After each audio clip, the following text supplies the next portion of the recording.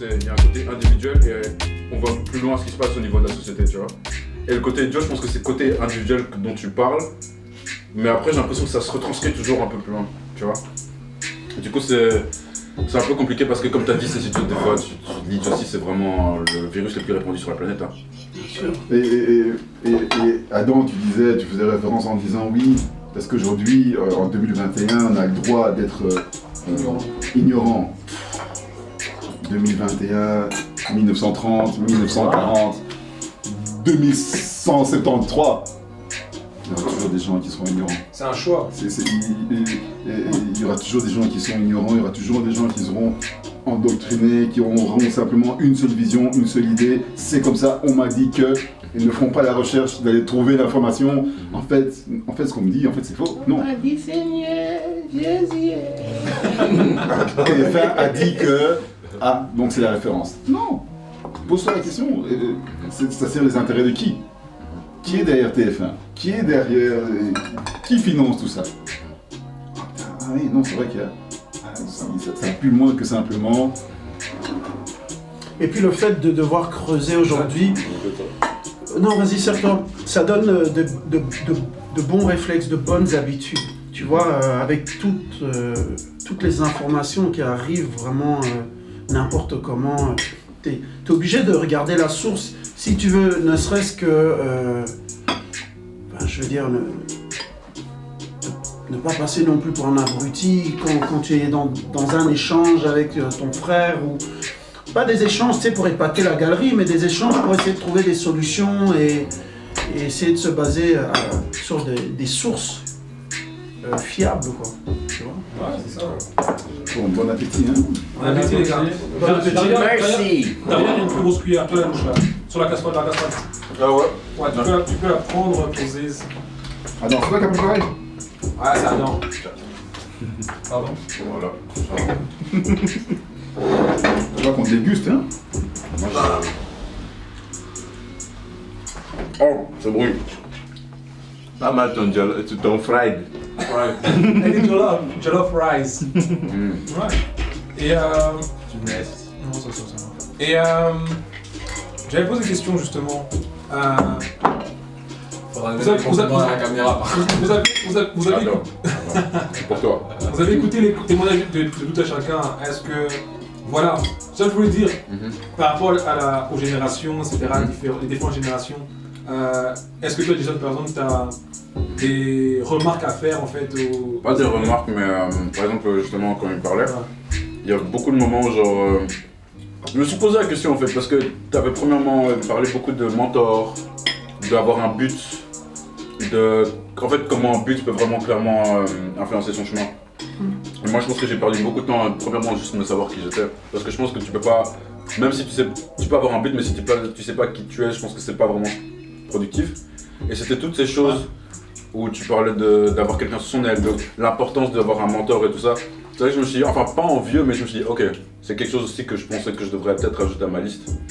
Et ouais non, c'est des choses que... Je pense que tu parlais beaucoup du fait de si je devrais dire ça, c'est par rapport à ta propre responsabilité personnelle, que ce que toi tu peux faire.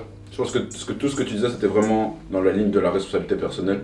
Et c'est pour ça que je pense que ça parle un peu plus avec moi, parce que je suis au stade où je commence à bien découvrir comment je peux être responsable et comment être responsable peut être une bonne chose pour moi-même, pour les autres autour de moi. Du coup je pense que tout ce que tu as dit ça c'est vraiment par rapport à ça en fait. Si, je rebondis là-dessus. Si je regarde par exemple pour moi, il y a eu, je dirais, 2 points qui ont un petit peu shaped ma vie. Il y a eu 92 quand j'ai découvert le basket qui m'a fait découvrir une amitié avec des personnes aujourd'hui qui sont mes meilleurs amis et autres, et que j'ai grandi, qui a bercé toute mon adolescence. Et à certains moments où je me suis rendu compte que le basket n'allait pas devenir ma profession et autres, la deuxième, et ça je pointe Eddie Murphy. Je sais pas si vous avez tous vu le film Boomerang. Ouais. Enfin, tous. Ouais, moi j'ai vu. Ok. Moi, je suis la majorité. Marcus dans Boomerang. Ouais. Ah ouais. Il était responsable marketing d'une boîte. Et moi, Vision s'est dit, j'ai envie d'être Marcus. Il avait la challenge.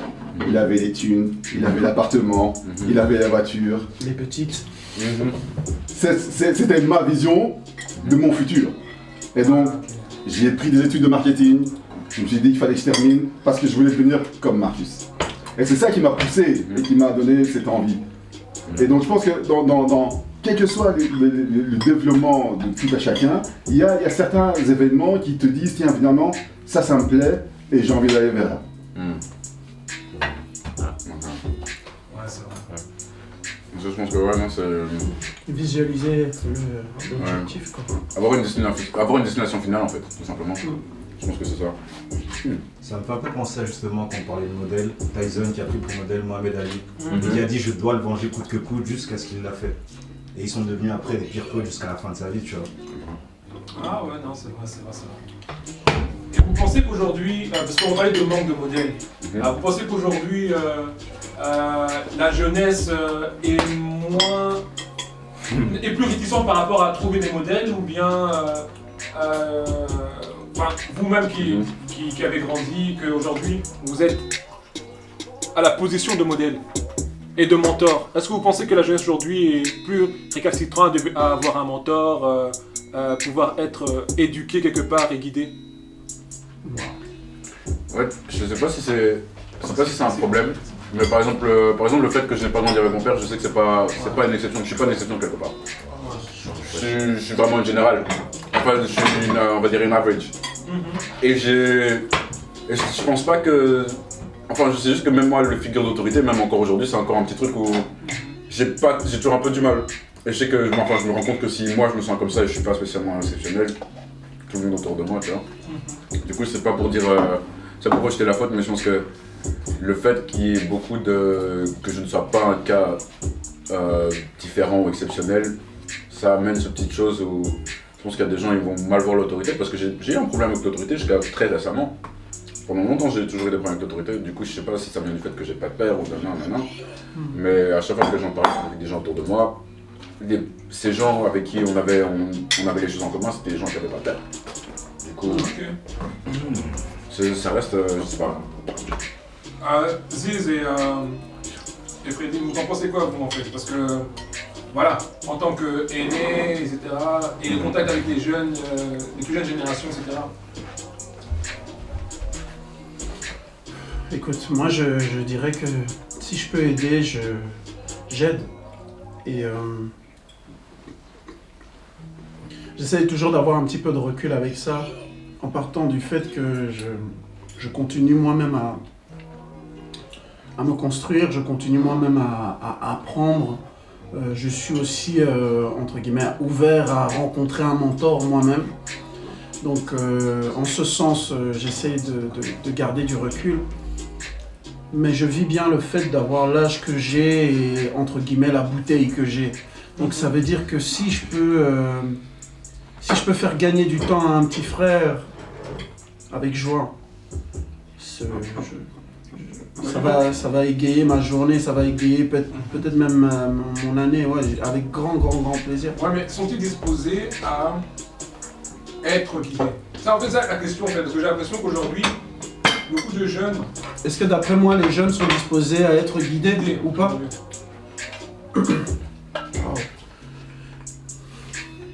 Je dirais les jeunes un peu comme toi et... J'ai oublié ton prénom, excuse-moi. Non, le premier homme créé par Dieu. Non, c'est... Ah, mémotechnique, c'est bien. Les jeunes, sages et intelligents, clairement. Je veux dire, parce qu'avoir un modèle, et vous avez parlé de mentor tout à l'heure, c'est une clé en fait. C'est des raccourcis en fait. Ça permet d'éviter de faire certaines erreurs. Et je crois que la vie, c'est un peu ça aussi. Oui, il y a des erreurs qui permettent de grandir, bien entendu, mais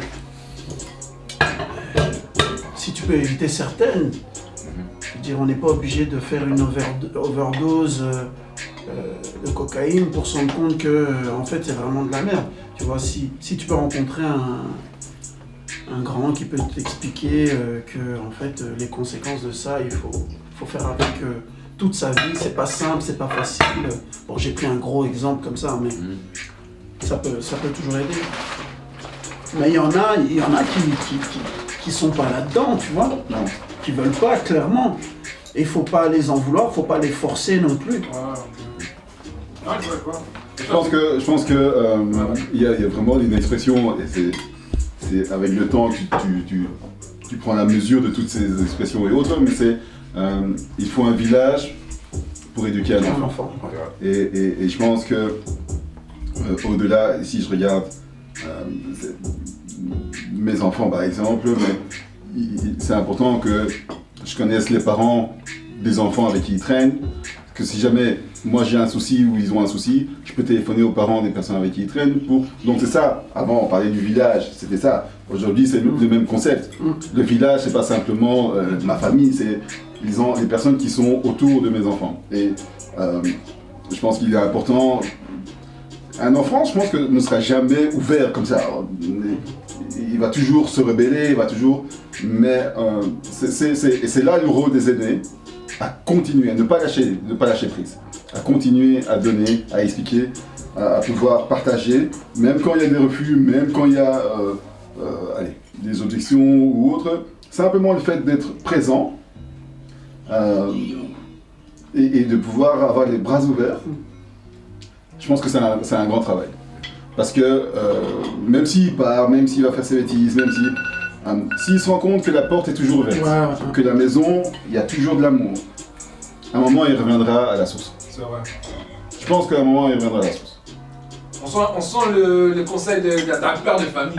Non, t'as totalement raison. En fait, si je peux revenir sur la question qu'il a posée en premier, je pense que la jeunesse est en danger au fait. Ouais, je fais partie de la jeunesse parce que j'ai déjà fait un choix conscient de me développer.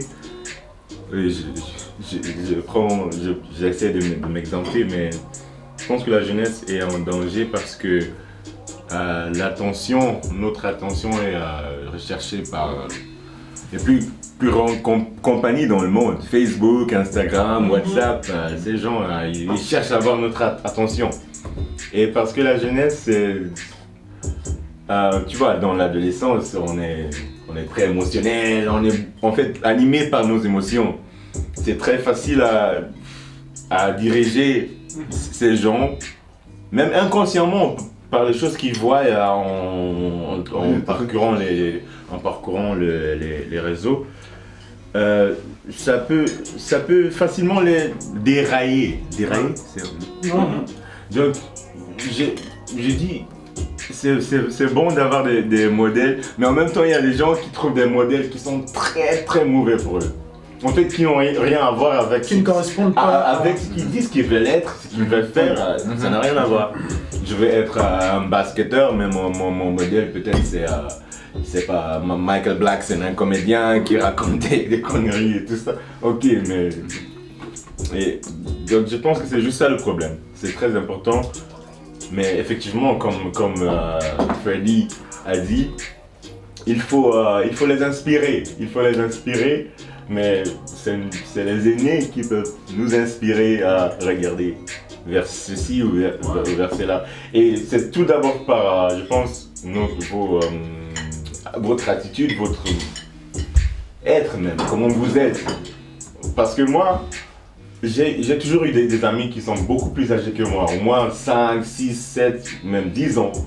Mais je crois vraiment maintenant que c'est de là où est venu un peu de ce que je connais sur la vie, mon expérience, sagesse si on peut le dire. Et j'ai vraiment, c'est maintenant que j'apprécie le fait que j'ai rencontré autant de personnes aînées qui savaient autant, qui vivaient juste comme je voulais, au fait, qui chantaient comme je voulais, qui parlaient comme je voulais, qui lisaient ce que je voulais savoir, parce qu'ils étaient déjà cool dans mes yeux. Je pense qu'il est super important, et moi j'ai eu cette chance, de pouvoir avoir dans ton entourage, quand tu es adolescent ou un peu plus âgé, un petit peu de tout. J'avais des amis qui étaient beaucoup plus âgés que moi, qui étaient mes mentors, avec qui je pouvais poser des questions, essayer de comprendre un petit peu certaines choses. Puis j'avais mes amis, mes acolytes, avec qui je faisais des conneries, mais je savais que si j'avais besoin d'un conseil, c'était pas chez eux que je devais aller. Tu vois? Donc c'est pour ça que je dis, ton entourage est super important, tu vois? Et quand tu sais, c'est comme les nanas, c'est comme les filles. Tu sais, certaines filles, tu peux les présenter à tes parents, d'autres filles, peut-être pas. Mais C'est pas peut-être pas le moment, mais c'est Très gentil, très gentil. il a quand même mis peut-être. Tu vois? Donc je pense que dans beaucoup de choses, c'est ton entourage, c'est te connaître et aussi commencer à bien t'entourer. Et si tu as cette chance, ça te permettra d'avancer. Yes. Amen. Amen. I said amen. Ouais, tout à fait raison. Parce que, fun fact d'ailleurs, les gens qui ont pris rendez-vous avec, la première fois que j'ai pris rendez-vous avec mon psychologue, c'est mes potes qui ont pris le message, mon téléphone, qui ont dit on va faire ça maintenant. Du coup, ça revient à tout ce que tu as dit, l'importance de l'environnement en fait.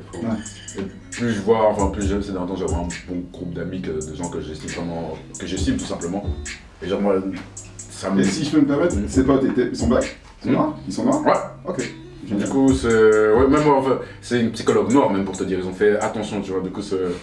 Enfin, c'était sincèrement. C'est une de ces choses où je me suis rendu compte que j'étais ami avec des gens avec qui. Que je respecte juste pour leur personnalité. C'est pas une question, je les respecte parce que c'est mes potes. Je les ai respectés, ensuite, ce sont devenus mes potes. Et ça, je pense que ça crée une dynamique un peu différente en fait. C'est vraiment quelque chose de bien. Genre, je suis vraiment content d'avoir ces gens autour de moi. Quoi. Moi j'aimerais quand même poser la question, que ça puisse être mentionné en caméra, de nous expliquer individuellement pourquoi un espace tel Black Man Sharing est important pour vous et nécessaire, notamment ici dans le Athlin belge. Pourquoi individuellement pour vous c'est important que ce genre d'espace existe et continue à s'édifier en fait. Je commencerai. On va commencer. Oui, on va commencer. Oui, j'ai commencé. J'apprécie le concept du Black Man Sharing, juste pour les moments comme celui-ci au fait, où on est juste entre frères, entre grands frères et entre potes, entre frères. On parle, on s'édifie, on partage, et pour moi c'est le meilleur, comment dire, la meilleure manière d'apprendre. C'est comme ça que je peux passer tous mes jours avec des amis. Et oui, bizarrement, je choisis bien, on dirait, des amis, donc je m'ennuie jamais, je termine toujours par apprendre quelque chose. Donc, Black Man Sharing, c'est vraiment juste magnifique. Sur ça. Moi, j'apprécie vraiment ce concept dans l'idée que changer les mentalités. Et aussi, ce que vous faites un petit peu, c'est qu'on reprenne un petit peu aussi notre communication. Et je pense que il y a énormément de médias et autres, mais les structures que vous mettez en place et autres, et que maintenant, que notre communication soit faite à travers nos canaux, c'est aussi très important. Bien sûr. Parce que ça évolue les consciences. Simplement, ça prend, nous, de l'ampleur. Ça veut dire que c'est une communauté qui va s'intéresser à nos problématiques. Et je pense que on a chacun, moi j'ai pris le temps d'écouter un petit peu, à apprendre l'un de l'autre.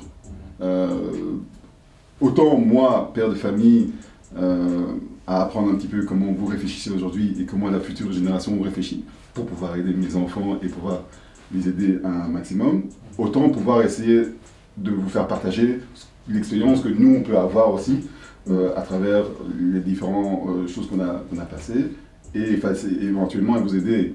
Mais donc je pense que ce que j'aime vraiment bien moi, et ce que je vais juste préciser, c'est au niveau du Black Man Sharing, c'est en tant que père, c'est tiens voilà, j'ai ma perception de la vie, j'ai ma perception de mes frères, parlez-moi un peu de votre perception de moi.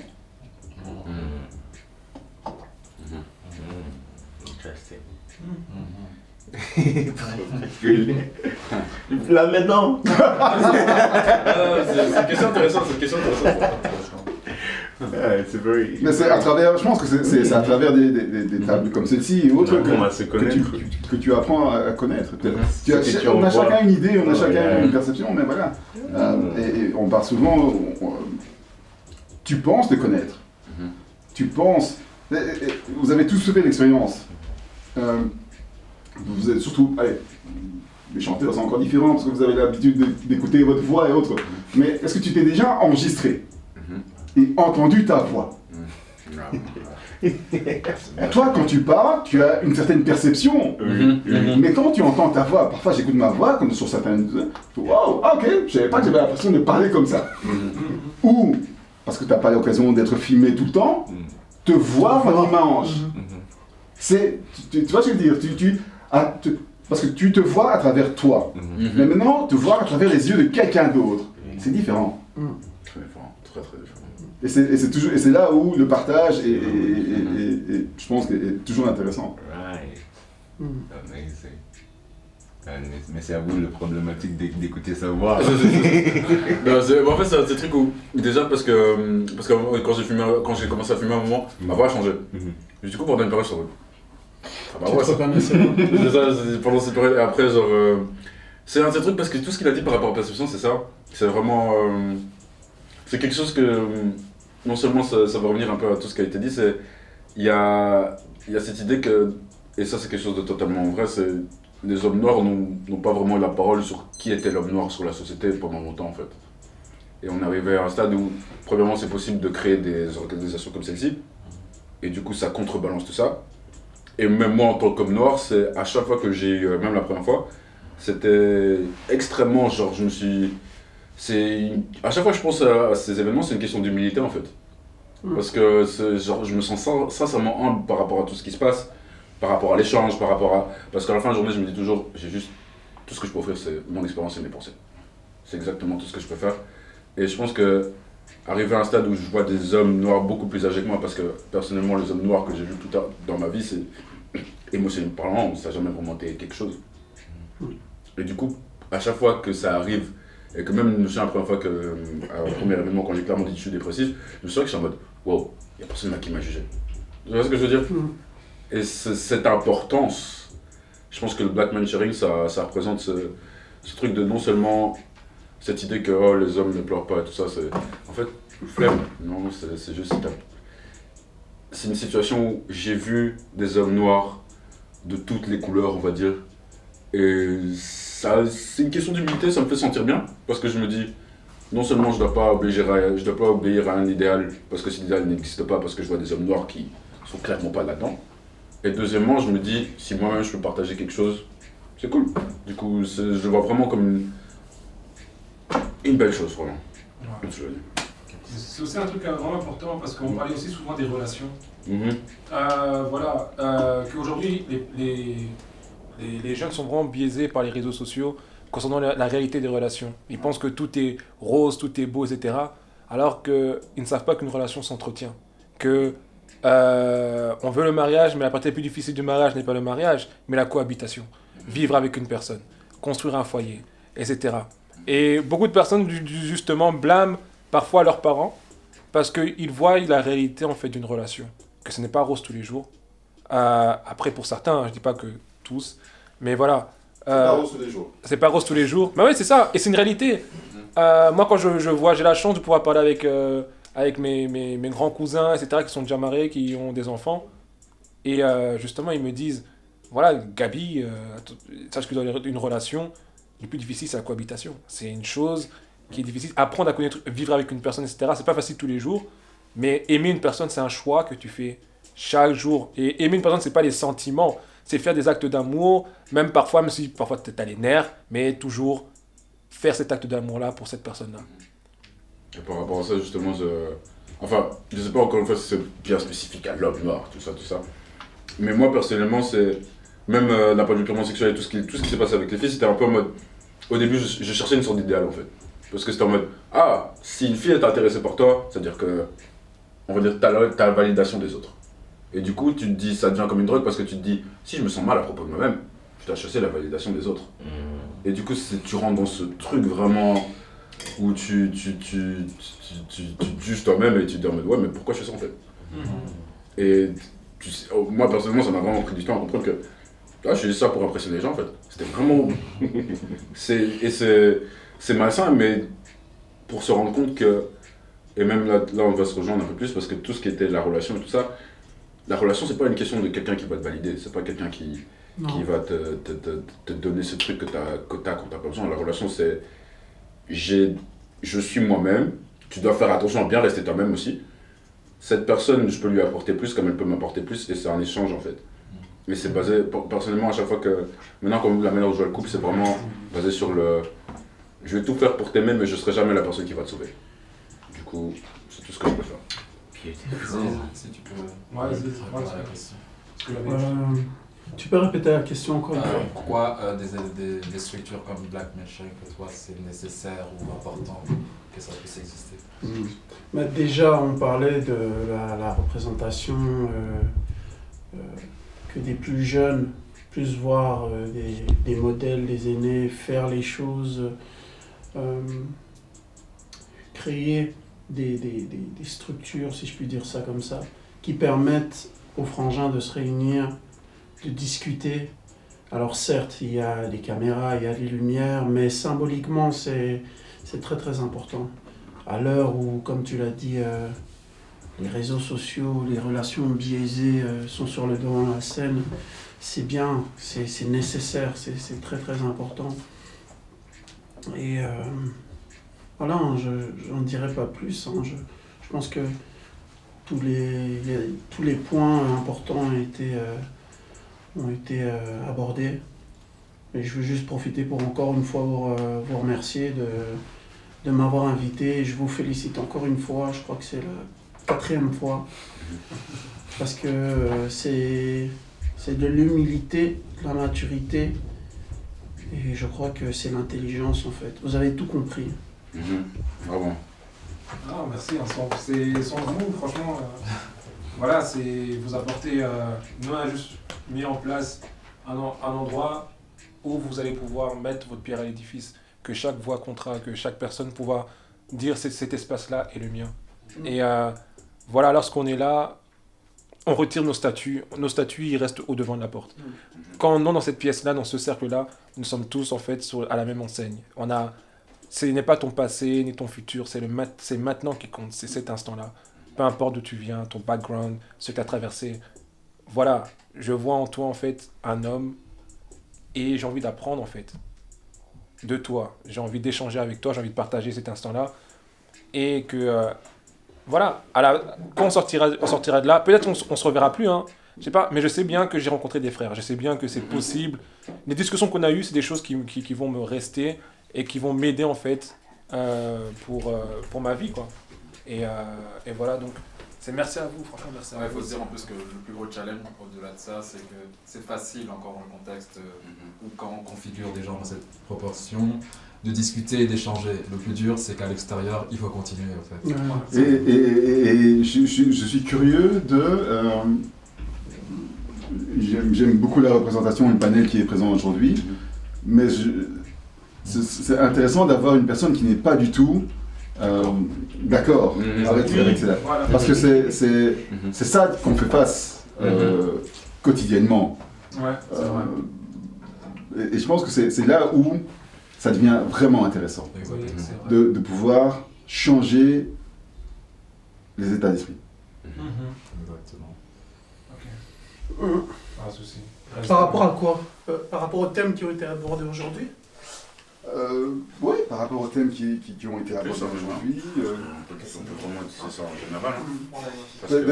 Je sais pas d'avoir mon père, tu vois, qui est une autre génération et qui lui encore vécu un autre truc. Ouais, c'est vrai. C'est clair. Et voilà, c'est fini pour aujourd'hui. On espère que vous aurez passé un très très très bon moment. En tout cas, ça a été le cas pour nous, j'ose le croire. C'était un moment de grand échange, de convivialité, de partage comme toujours et d'un bon repas aussi. Mais voilà, c'est ça le Black. C'était le chef. C'est lui qui a cuisiné, lui-même. Yes. yes, black men can cook also. Et voilà, c'est aussi pour dire que voilà, merci à tous les participants qui ont été présents. Merci d'avoir répondu à notre invitation. Merci au Black History Month Belgium pour nous avoir fait appel pour mettre en place ce setup pour voilà, encore une fois alimenter des questions qui tournent autour de la réalité de la masculinité ici en Belgique. Voilà, donc nous on reste toujours aussi présents via nos réseaux sociaux. N'hésitez pas à nous suivre et à nous donner de la force, ça fait toujours plaisir. Je pense qu'il va apparaître quelque part ici, d'ici là, just here, tu vois. Mais voilà, donc il y a plein de bonnes choses à venir. Restez juste connectés à l'affût. Et voilà, c'est pas pour autant envie de donner trop de jus, mais voilà, just stay tuned because a lot of things coming. And voilà, donc peut-être pour clore, quoi de mieux que dire que black men sharing, no room for pride. No room for pride. Thank you guys and see you soon. Tout d'abord, merci au Black Man Sharing. Comment ça s'appelle? Encore une fois, une expérience très. L'humilité, encore une fois, c'est quelque chose qui revient beaucoup sur la table. Je me sens à chaque fois humble quand je viens ici, je me sens encore plus humble quand je repars. Beaucoup d'expériences partagées. Surtout à l'occasion du Black History Month, du coup, c'est encore une pierre de coups, comme on dit. Et non, le mot de la fin pour Black Man Sharing, c'est la sincérité, de l'humilité et du partage. Du coup, tout le monde est bien. Merci pour l'invitation. Longue vie à Black Man Sharing. J'ai passé un excellent moment. C'était très agréable, très enrichissant, très nourrissant. Et en plus, c'était à l'occasion du Black History Month qui, ma foi, devrait être tous les jours, toutes les heures. Merci à vous et longue vie à Black Men Sharing. Thank you to Black Men Sharing. Merci à Black Men Sharing.